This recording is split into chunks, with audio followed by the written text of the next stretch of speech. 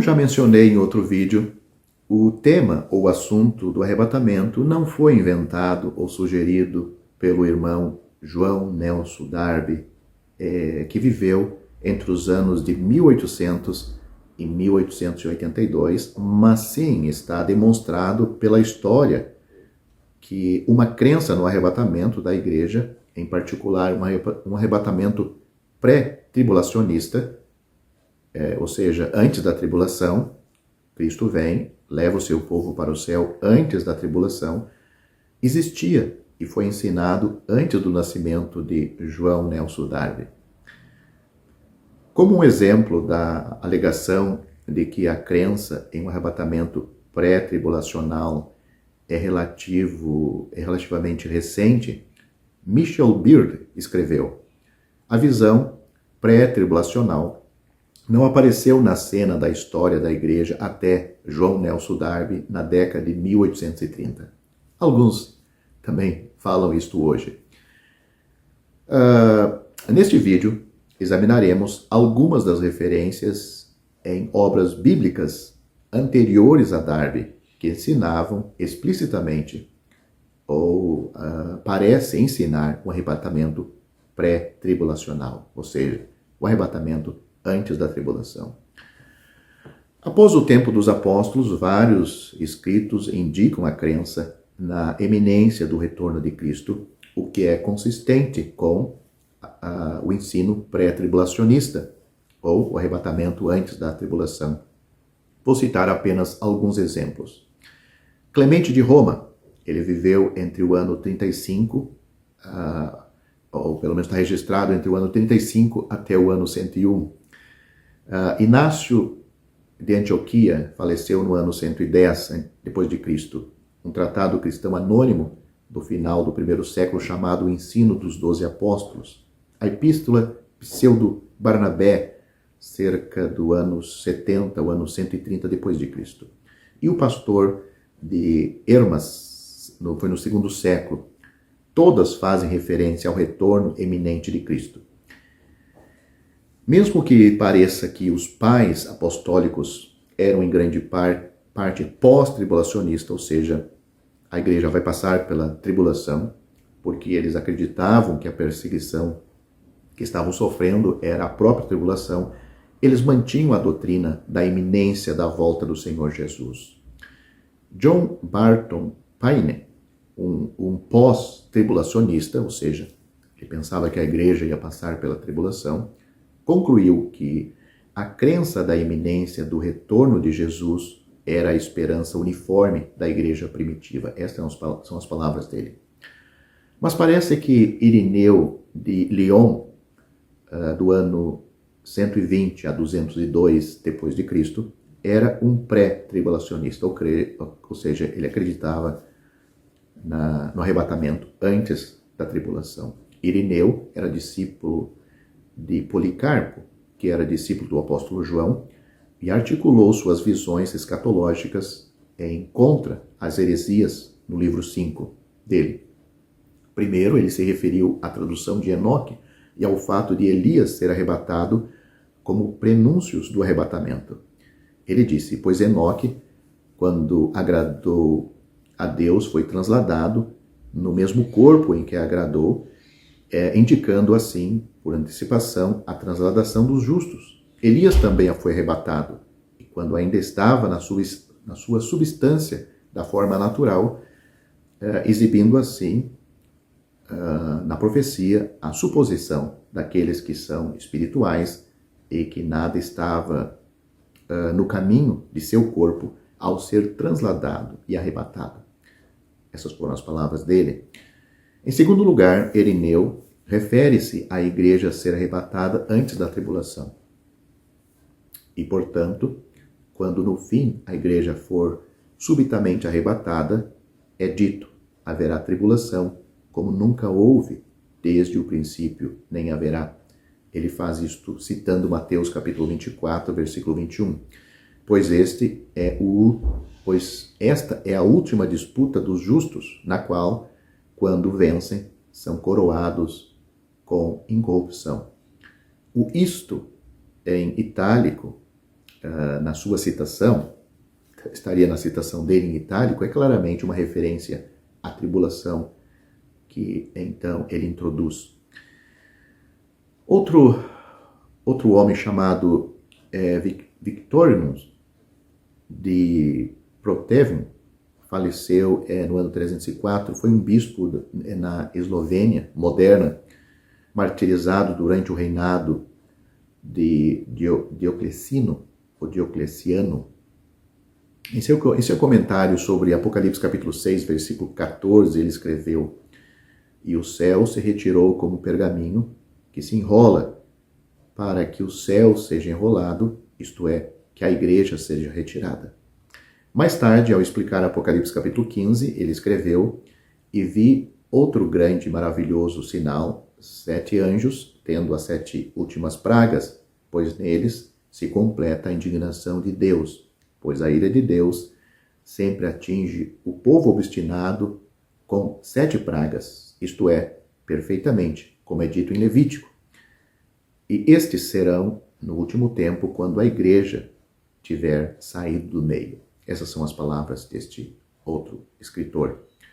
Portanto, Vitorino acreditava que a igreja seria arrebatada antes do rompimento do 7 selo e, portanto, antes do julgamento das 7 trombetas e das 7 taças, fazendo dele, pelo menos, o que chamamos de pré-ira em sua escatologia.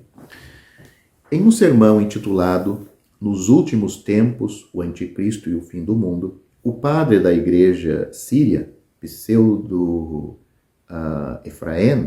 Efraim, no 4º ou 6º século, escreveu, essas são as palavras dele: "Pois todos os santos e eleitos de Deus estão reunidos antes da tribulação vindoura, e serão levados ao Senhor, para que não vejam a confusão que há de assolar o mundo por causa dos nossos pecados." Então essas são as palavras deste padre, deste bispo.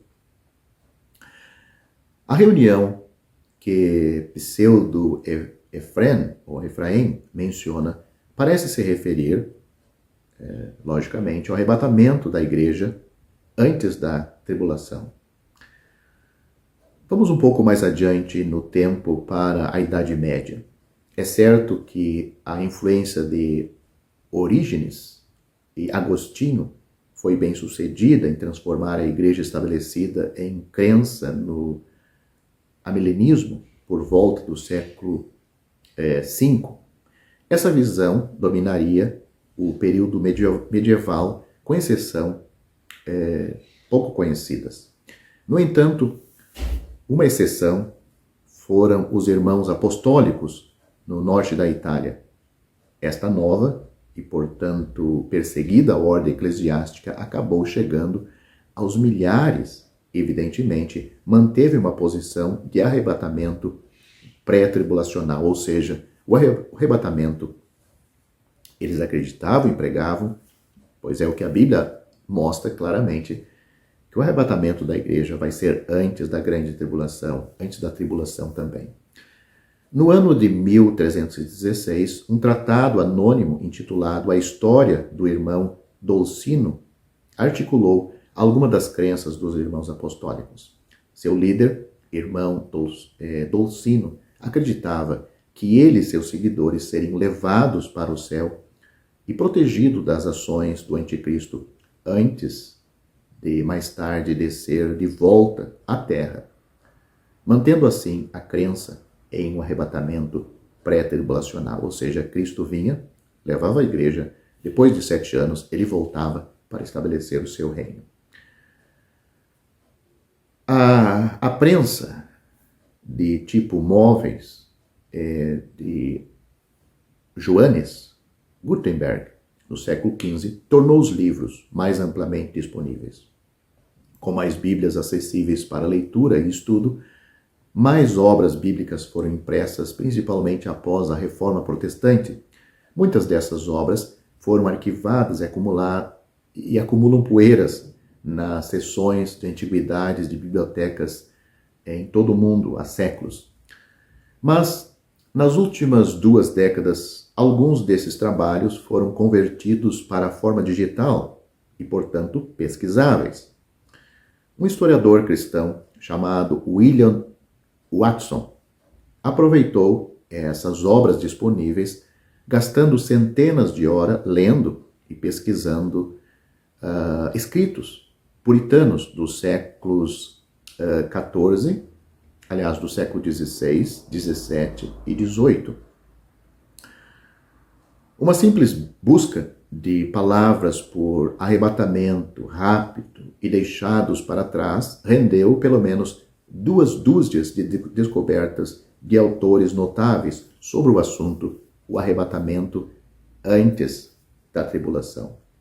Inquestionavelmente, alguns dos usos de arrebatamento por esses escritores se referem ao ato de ser levado para o céu. Os arquivos foram abertos e a alegação de que a crença do arrebatamento não apareceu até Darby, na década de 1830, simplesmente não se sustenta. Vou deixar na descrição do vídeo, você pode ler, aqui desse vídeo, você pode ler, vai estar aí na descrição, alguns exemplos das descobertas deste escritor, desse cristão, William Watson, de forma resumida, é claro, pois acredito que serão úteis para iniciar a sua própria pesquisa, que o arrebatamento não surgiu com Darby, e sim já existia antes. Outros escritores falaram do assunto lendo a Bíblia, como Darby fez. Embora existam muitas referências ao arrebatamento, algumas pré-tribulacionais, por outras publicadas antes do tempo de John Nelson Darby, simplesmente não sabemos se ele, Darby, foi influenciado por essas obras. Seus escritos, os escritos de Darby, articulando um arrebatamento pré-tribulacional, não devem ser minimizados, mas plenamente apreciados. Somos gratos a ele, a Darby, por sua enorme contribuição ao assunto, expondo-o de forma mais clara para um público mais amplo do século XIX e XX. Darby não inventou este ensinamento, o arrebatamento, nem os muitos que ensinaram antes de seu tempo. Ele ensinou, e eles ensinaram, e nós ensinamos, porque a Bíblia ensina. Deixe-me fazer-lhe uma pergunta muito simples, mas que talvez você não vai saber responder com total segurança. Que deve o homem fazer para ser salvo, visto que Deus completou toda a sua obra para salvá-lo? Deus fez toda a sua parte quando seu filho, na cruz, ele disse claramente, está consumado, João capítulo 19, versículo 30. Hoje Deus colocou esta obra concluída diante do homem. Qual é, então, a condição para sermos salvos? Deus levou a cabo a obra da redenção. Como pode o homem agora receber a salvação? Como a redenção pode tornar-se salvação? Como pode a propiciação tornar-se substituição? Como pode o dom de Deus para nós, em seu Filho, ser transmitida a nós no ou através do Espírito Santo? Aqui estamos falando acerca da condição para a salvação. Como Deus pode salvar um pecador como eu e você, pecadores perdidos, com um destino somente, o inferno, o sofrimento para todo sempre? Mas como Deus pode nos salvar? O que devemos fazer de nossa parte antes que o que é da parte de Deus seja transmitida a nós? Será que você saberia responder com firmeza todas essas perguntas? Todos os que leem a Bíblia sabem que a condição para a salvação é a fé. A condição para a salvação que vem de Deus é a fé do pecador. Não há outra condição senão a fé. O homem, por ter caído e ser corrupto por seus pensamentos serem tortuosos e por estar a sua carne na esfera da lei, pensa que deve fazer algo para que seja salvo. Contudo, A Bíblia nos mostra que a única condição para a nossa salvação é a fé. Além da fé, não há outra condição. O Novo Testamento diz-nos claramente, pelo menos 115 vezes, que quando o homem crê, ele é salvo, tem a vida eterna e é justificado. Quando o homem crê, ele tem todas essas coisas. Somando-se a essa 115 vezes, outras 35 vezes, a Bíblia diz que o homem é justificado pela fé, ou torna-se justo por meio da fé. No primeiro caso, temos o verbo crer. No segundo caso, temos o substantivo fé. O verbo crer é usado 115 vezes. Uma vez que o homem crê, ele é salvo. Você pode conferir um dos muitos versículos em Atos capítulo 16, versículo 31. Uma vez que o homem crê, tem a vida eterna. Também você pode conferir esta verdade em João capítulo 3, versículo 36. Uma vez que o homem crê, ele é justificado. Você pode ler Romanos capítulo 5, versículo 1. Além desses versículos, existe 35 ocorrências em que o substantivo fé é usado. O homem é salvo mediante a fé. Ele recebe vida eterna pela fé e é justificado mediante a fé. Portanto, em todo o Novo Testamento, pelo menos 150 vezes é dito que o homem é salvo, justificado e tem vida eterna unicamente por meio da fé. Não é uma questão de quem a pessoa seja, do que ela faça ou de que possa fazer. Tudo depende do crer. Tudo depende da fé. Outra questão que merece especial atenção é que em todas essas 150 ocorrências da fé e do crer, nenhuma outra condição é adicionada para que o pecador seja salvo por Deus.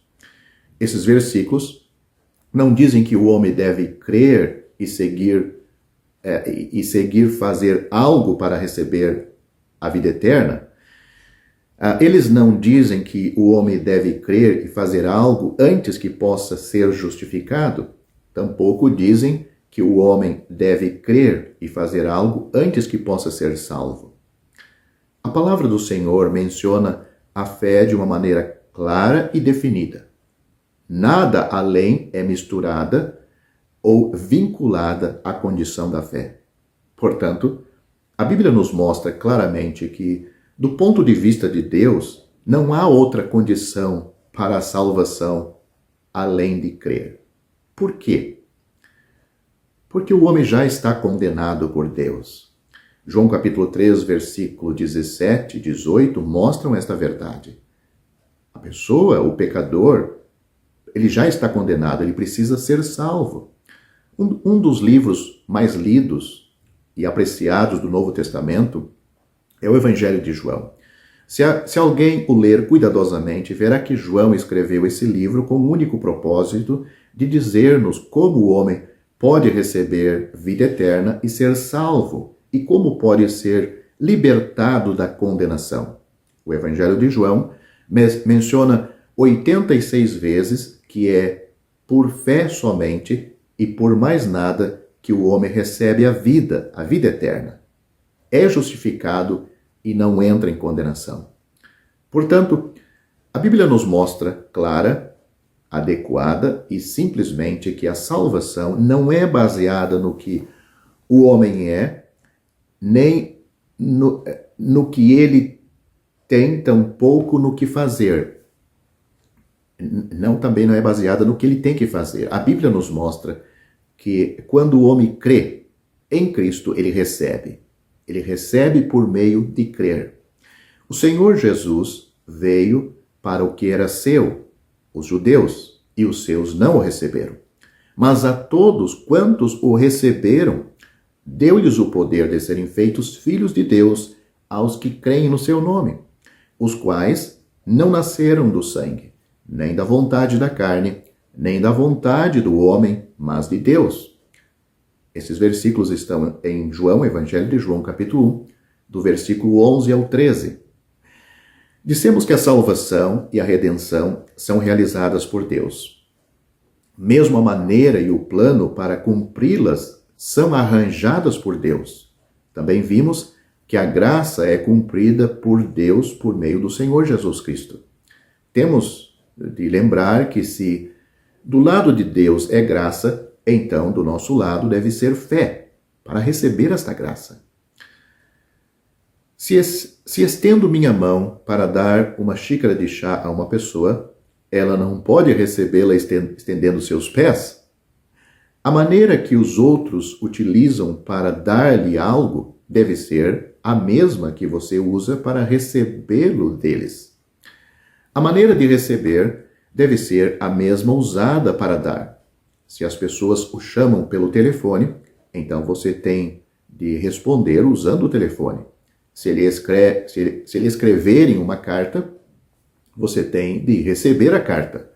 A maneira como algo é recebido deve ser a mesma como foi enviado. De acordo com a Bíblia, graça é o que Deus nos deu por intermédio do Senhor Jesus Cristo. Porque a lei foi dada por Moisés, a graça e a verdade vieram por Jesus Cristo. Isto está em João, no Evangelho de João, capítulo 1, versículo 17. Deus salva o pecador no princípio da graça. Uma vez que esteja no princípio da graça do lado de Deus, então, do nosso lado, está no princípio da fé. A fé e graça são dois princípios inseparáveis. Graça é Deus dando algo a nós.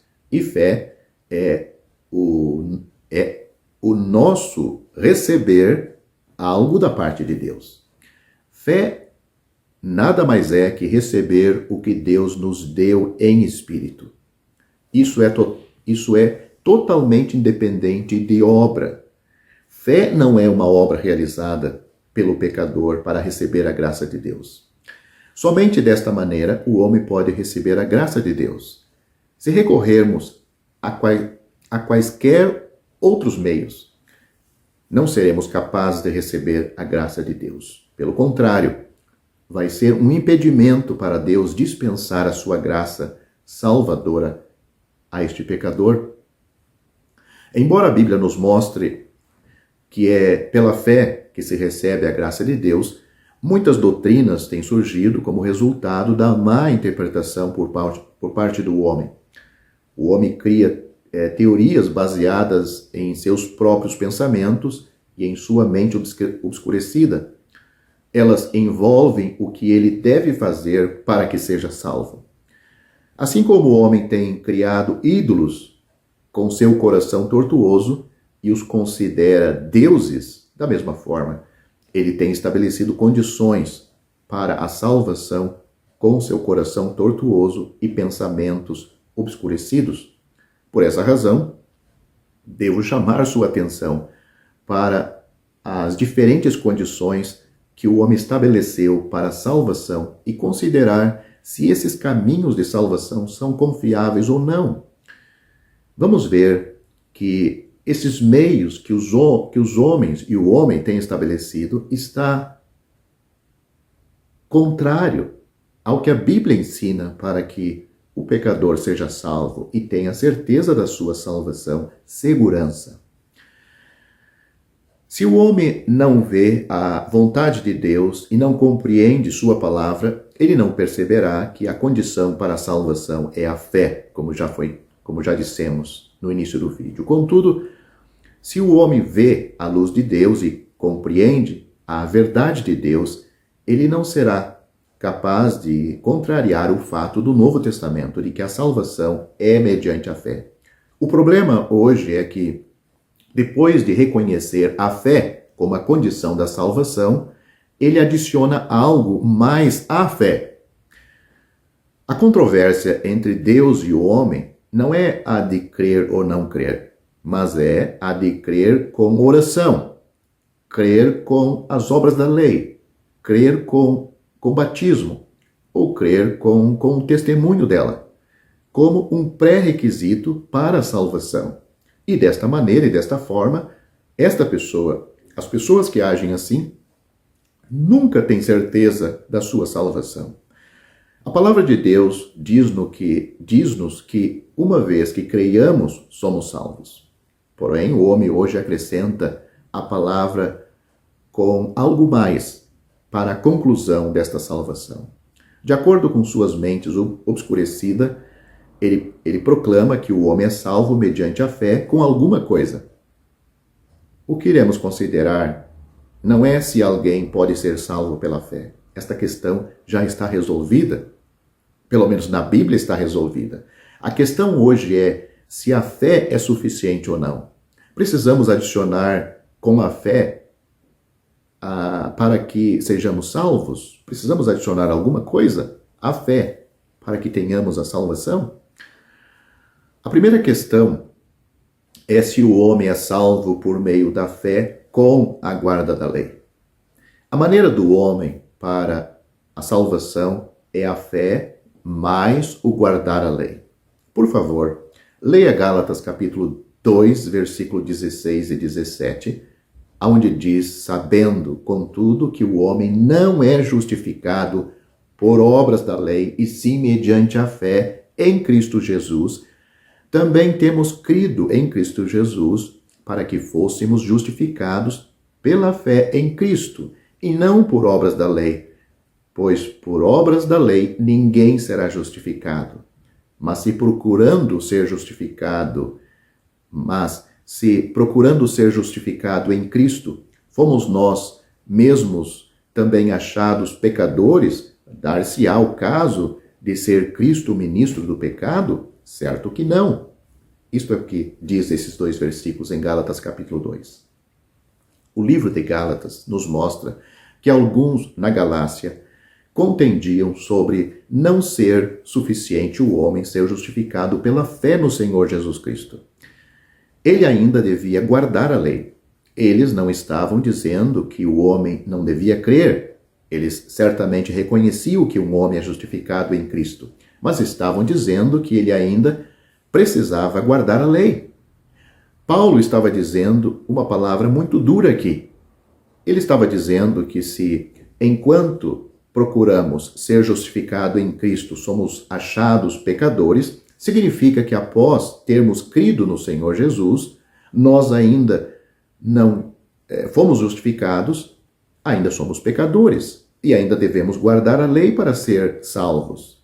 Por exemplo, suponha que eu esteja doente e passe 10 dias sob os cuidados de um médico. Depois disso, porque a doença ainda permanece, tenho de consultar outro médico.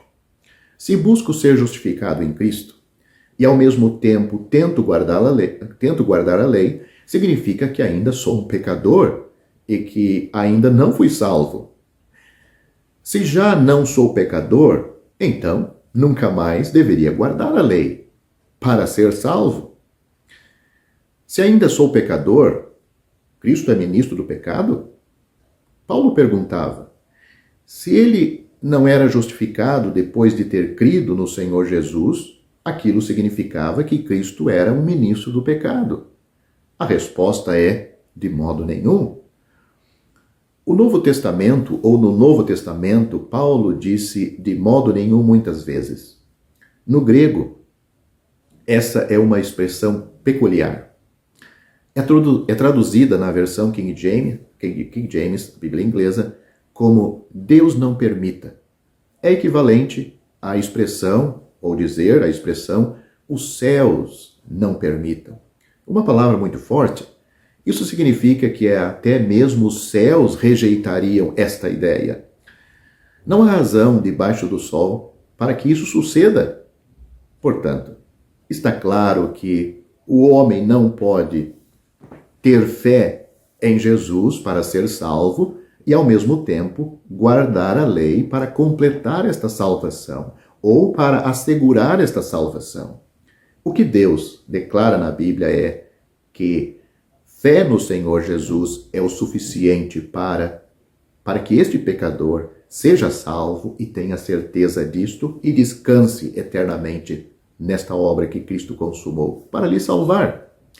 Em Romanos capítulo 3, Paulo fez outra afirmação clara. O versículo 28 diz, Concluímos, pois, que o homem é justificado pela fé, independentemente das obras da lei. Essa é uma afirmação conclusiva. Agora, é uma questão de fé. Nada tem a ver com a lei, absolutamente. Para a Bíblia, dar atenção à fé e dar atenção para a Bíblia, dar atenção à fé é dar atenção à graça de Deus. Isso nos mostra que tudo vem pelo receber, pela fé. Alguns gostam de exaltar os homens em sua pregação do Evangelho, mas se conhecemos a Bíblia, veremos que, fora de Deus, o homem é totalmente desesperado. Lembre-se destas duas sentenças. O homem não é salvo pela lei, tampouco é salvo pela fé com a lei. Este é o primeiro e mais comum engano do homem. O homem mistura a fé com a lei e comete um grave erro. Nunca vai ser salvo desta forma. A compreensão mais frequente da condição da salvação é que a salvação é pela fé e também pelas boas obras. É um pouco diferente de guardar a lei. Boas obras. A salvação pela fé é uma doutrina da Bíblia e o homem não pode argumentar contra ela, pois Efésios, capítulo 2, versículo 8, deixa isto muito claro. Contudo, o homem diz que ela é também pelas obras, a salvação. Consideremos algo que... Vamos considerar agora o que a Bíblia diz sobre o assunto. Frequentemente somos brandos e complacentes em nosso falar, mas a Bíblia não é branda no seu falar. Ela é muito precisa, muito clara. Efésios capítulo 2, versículos 8 e 9 dizem: porque pela graça sois salvos mediante a fé. Isto não vem de vós, é dom de Deus. Não de obras, para que ninguém se glorie. Esses são os dois versículos de Efésios capítulo 2. Aqui ela nos diz, a Bíblia nos diz que a salvação é absolutamente pela graça e mediante a fé. A palavra mediante significa através da fé. É como dizer que a luz elétrica brilha pela eletricidade mediante o fio condutor. É também como dizer que a água da torneira vem do reservatório no departamento de águas e mediante os encanamentos. O homem é salvo pela graça, mas o canal mediante o qual a salvação vem a nós é a fé. O canal não são as obras, mas a fé. É mediante a fé. E nada tem a ver com as boas obras. Não é adicionar à fé as boas obras. É preciso saber que a fé e as boas obras são basicamente opostas entre si. A graça do Senhor Jesus é baseada no amor de Deus. Quando cremos, a graça e o amor fluem para dentro de nós. Como resultado, somos salvos, temos vida eterna e somos justificados. Nada disso é transmitido a nós por meio das boas obras. Você que lê a Bíblia pode perguntar: por que então Paulo, escrevendo aos Filipenses, no capítulo 2, versículo 12, ele diz que devemos desenvolver nossa salvação? A palavra desenvolver na língua original grega carrega o significado de para fora. Esse é o significado de desenvolver. Significa para fora. Devemos operar para fora nossa salvação em temor e tremor. A palavra ou o versículo que Paulo, as palavras de Paulo, ele parou aqui neste versículo que eu acabei de citar. Se tivesse parado aqui, não saberíamos o que ele quis dizer. O que se segue é o versículo 13, que diz o seguinte: porque Deus é quem efetua em vós tanto o querer como o realizar, segundo a sua boa vontade. Uma vez que Deus operou em você, agora você o desenvolve. Se Deus não operou em nós, não temos como operar para fora. Desde que Deus tem operado em nós, podemos operar para fora, manifestar aquilo que Deus já operou dentro de nós. Deus já nos salvou interiormente e nos deu vida. Agora, não há outra maneira exceto deixá-lo vir para fora. Deus não quer que trabalhemos para sermos salvos. Ele quer que operemos para fora aquilo que já recebemos pela fé. Portanto, essa não é uma questão de salvação ou perdição, vida eterna ou morte eterna. Essa é uma questão de se alguém recebeu ou não recompensa. Esta é uma questão de que se alguém recebe ou não recompensa após a sua salvação. As obras que esta pessoa está fazendo agora são obras de uma pessoa já salva. Deus já operou em você, levando-o a querer e realizar pelo seu bom prazer. Portanto, você tem de desenvolvê-la. Esta é a condição adequada de um cristão. Em outras palavras, esta é a nossa obra após a salvação. Se um homem ainda não é salvo, ele não pode desenvolver sua salvação. Se um homem não tem vida, ele não pode expressá-la. Somente após o homem ter sido salvo, ele pode desenvolver sua salvação. Portanto, vê-se que não existe tal coisa como ser salvo por meio de boas obras. Boas obras são após a salvação. Meu amigo, você deve ver que a salvação não vem de você mesmo. Deve perceber de coração que tudo é proveniente do Senhor Jesus. A fé não é uma virtude. Fé é simplesmente receber o que Deus tem oferecido gratuitamente. A fé não é uma virtude. Fé é apenas permitir que o Senhor nos salve. É como uma pessoa que cai no mar. Quando alguém chega para salvá-la, atirando-lhe uma rede, ela não tem de fazer nada. Desde que não pule para fora da rede, está bem. Tudo foi feito pelo Senhor Jesus. E quando Ele salva, esta salvação é eterna. Ele disse, dou-lhes a vida eterna e nunca hão de perecer. João capítulo 10, versículo 28. Antes de falarmos sobre o significado do arrependimento na Bíblia e sua relação com a fé e salvação, devemos primeiramente esclarecer algumas coisas sobre o arrependimento. Como nos arrependemos? Quando ouvimos os pregadores falando-nos da maldade e da repugnância do pecado e da redenção do Senhor Jesus, desejamos arrepender-nos e crer no Senhor Jesus como nosso Salvador. Não estávamos sentados em um canto falando a nós mesmos o quão corruptos éramos, o quão pecadores éramos. Mesmo que tivéssemos de repetir isso várias vezes, essa fala não nos faria sentir que éramos pecadores. Você sentiria que está errado simplesmente por falar sobre isto? Por falar que você está errado, você vai se sentir errado? Ninguém entre nós se arrepende desta maneira. A primeira vez que ouvimos o Evangelho, opusemos-nos e criticamos. Não desejamos aceitá-lo. Se quiséssemos argumentar, poderíamos colocar muitos argumentos contra esta verdade que Deus nos condena por causa que somos pecadores. Estamos destituídos da sua glória, mas não a recebemos isso tão facilmente. No dia em que fomos salvos, o evangelho que nos foi pregado pôde não ter sido tão prevalecente, mas enquanto estávamos lá, ou depois que voltamos do trabalho, ou enquanto estávamos andando na rua ou lendo um livro, estávamos condenados. Espontaneamente, nos arrependemos e então fomos salvos. Esse espontaneamente é de uma maneira consciente.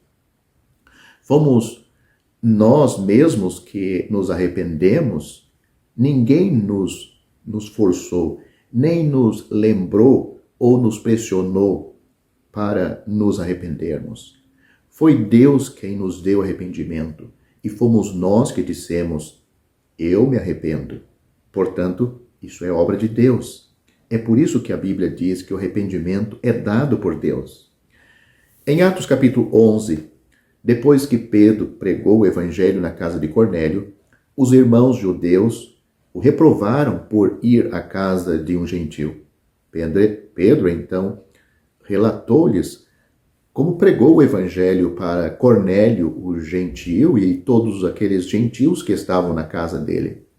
O versículo 18 diz, aí em Atos dos Apóstolos, neste capítulo, ele diz o seguinte: e ouvindo eles estas coisas, apaziguaram-se e glorificaram a Deus, dizendo: logo também aos gentios foi por Deus concedido o arrependimento para a vida.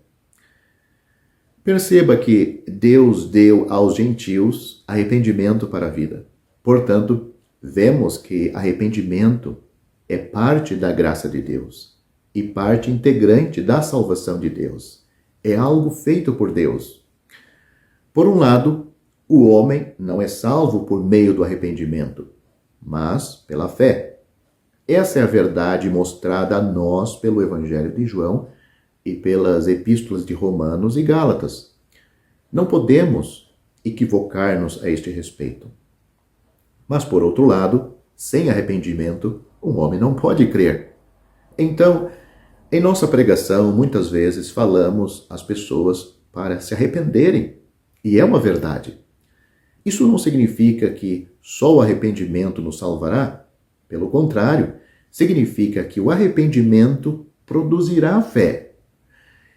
Se um homem não se arrepender, não será capaz de crer. A verdade de Deus vem para convencer o pecador que ele está perdido, totalmente arruinado e que existe a necessidade desta operação de Deus nele para o arrependimento dos seus pecados. Mas arrependimento não é obras. Não é uma obra que ele faz. A Bíblia diz que o arrependimento é dado por Deus. Deus nos fala para nos arrependermos. Não é que sentamos em um canto pensando que devemos arrepender-nos, que temos de odiar nossos pecados e julgar-nos. Temos de perceber que ninguém pode fazer isso. Sinto dizer que ninguém em todo o mundo consegue fazer isto. Mesmo se alguém fosse capaz de fazer isto, não teria nenhum valor. Arrependimento é um dom de Deus. Mesmo nos evangelhos, quando o Senhor Jesus veio para pregar o evangelho, ele não somente pregou o perdão, mas também pregou o arrependimento. Lucas capítulo 13, ele disse: se não se arrepender, todos de igual modo perecereis.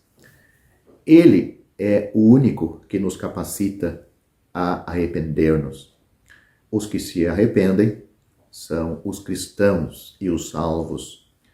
Se você que me ouve, ou melhor dizendo, talvez vocês que me ouvem, se não foram salvos e não sabem como receber a graça de Deus, temos de dizer que Deus deseja dar-lhes graça. Ele deseja dar-lhes arrependimento.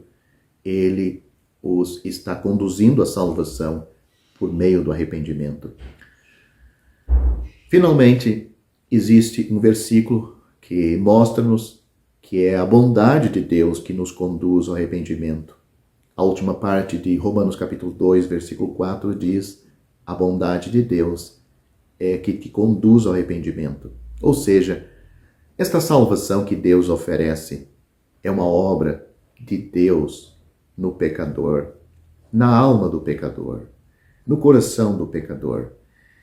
E o pecador deve ouvir o Evangelho, deve ler a palavra de Deus. Mas isto também não é suficiente. Estas são informações que ajudam o pecador a saber como ele ser salvo. Porque a pessoa, às vezes, confia muito, até mesmo na sua Bíblia. Ele guarda a sua Bíblia com tanto carinho e acha que este livro, sem dúvida, santo, é a palavra de Deus, mas ela não salva o pecador. Quem salva o pecador é o que a Bíblia aponta. A Bíblia aponta uma pessoa, O Senhor Jesus Cristo disse uma certa vez: na verdade vos digo, quem ouve a minha palavra, muito bom, mas não para aí. Quem ouve a minha palavra e crê naquele que me enviou, enviou ele com um propósito. Crê naquele que me enviou, tem a vida eterna. Não entrará em condenação, mas passou da morte para a vida. Eu termino esse vídeo deixando esse assunto em suas mãos. Para você ser salvo, é um ato de fé em Cristo. Porque nele, foi ele que morreu por nós. Foi ele que derramou seu sangue. Foi ele que entregou a sua vida santa. Porque Deus prova o seu amor para conosco, em que Cristo morreu por nós, sendo nós ainda pecadores.